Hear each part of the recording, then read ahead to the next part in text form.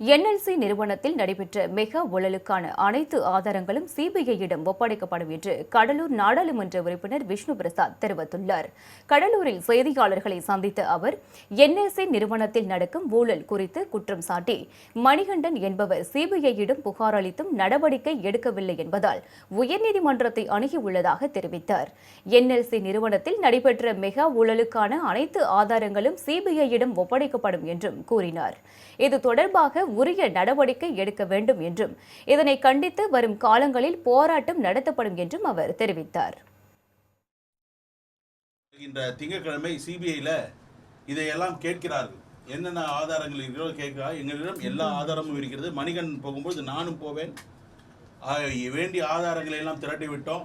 எந்தெந்த அதிகாரிகள் எந்தெந்த முறையிலே தவறு செய்திருக்கிறார்கள், யாரையெல்லாம் கூப்பிட்டு நீங்கள் விசாரிக்க வேண்டும், அப்பொழுதுதான் இந்த உண்மையை கண்டுபிடிக்க முடியும் என்ற ஒரு தெளிவான விளக்கத்தை எல்லாம் அந்த சிபிஐ அதிகாரிகள் தந்து கையொப்பமிட்டு அவர்களிடம் கையொப்பம் பெற்று உரிய ஆவணங்களை நாங்கள் சமர்ப்பிக்க இருக்கிறோம்.